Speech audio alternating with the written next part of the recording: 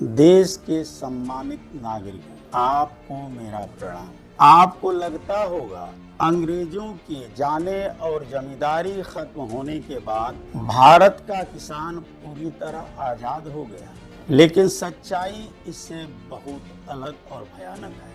आज भी जो हाथ पूरे देश का पेट भरते हैं, वो खुद एक वक्त की रोटी के लिए तरस रहे। इतने सालों बाद भी किसान की आज़ादी अधूरी है। आज इस वीडियो में हम इसी कड़वे सच से पर्दा उठाएंगे। सबसे पहले इस बात को समझिए कि आज़ादी के बाद आखिर बदला क्या है।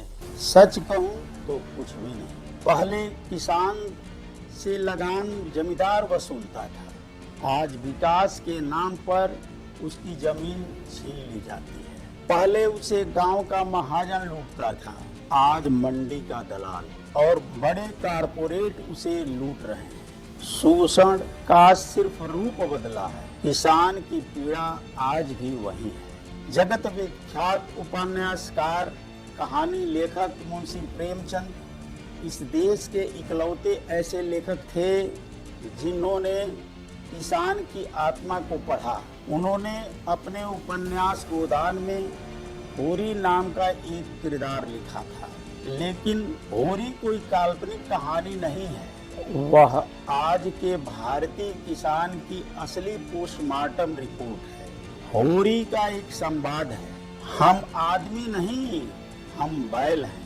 ये सिर्फ एक डायलॉग नहीं, ये भारतीय किसान की नीयत का शिलालेख है। अब सोचेंगे कि आजाद देश में सरकारें तो किसानों के लिए काम करती हैं, यहीं पर सबसे बड़ा धोखा है। सरकारें बदली, मुख्यमंत्री बदले, लेकिन किसान की फाइल आज भी उसी दफ्तर में अटकी है। उसे कानून के ऐसे मकड़जाल में फंसा दिया गया है कि उसकी 2 पीढ़ियां अदालतों की सीढ़ियां चढ़ने उतरने में खत्म हो गई हैं। चकबंदी, दीवानी के मुकदमे और दाखिल खारिज जैसे कानूनी प्रक्रियाओं ने किसान की कमर तोड़ रखी है। वकील और दलाल पहले भी खाते थे और आज भी खा रहे हैं। शहरों में बैठे बाबू वातानुकूलित कमरों में स्वर्ग का आज भी मजा ले रहे हैं और 5 स्टार होटलों में बैठकर वो लोग किसानों के लिए कानून बना रहे हैं जिन्होंने कभी खेत की मिट्टी पर पांव तक नहीं रखा। और जब यही किसान अपने हक के लिए आवाज उठाता है तो उसे क्या मिलता है? उन्हीं हाथों पर लाठियां बरसाई जाती हैं जिनसे वो देश का पेट भरता है। उसे कभी आंदोलन जीवी कह दिया जाता है, तो कभी भिखारी, तो कभी आतंकवादी तक बता दिया जाता है। हाँ, यह सच है कि व्यवस्था की इन चोटों ने आज किसान को भी थोड़ा सा चालाक बना दिया है, लेकिन आज भी उसकी आत्मा उसी होरी की तरह है। वह दूसरों के जलते घर पर अपना हाथ नहीं सेकता, वह सरकारी खजाने पर कभी डाका नहीं डालता। वह धरती से अपनी माँ की तरह जुड़ा हुआ है और वही धरती आज उससे छीनी जा रही है।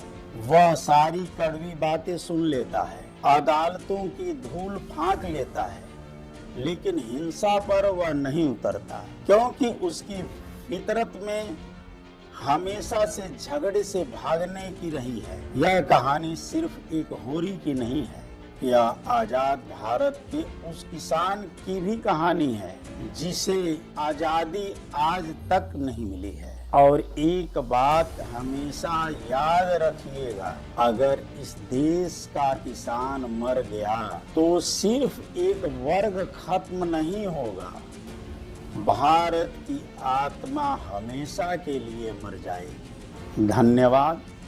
जय हिंद।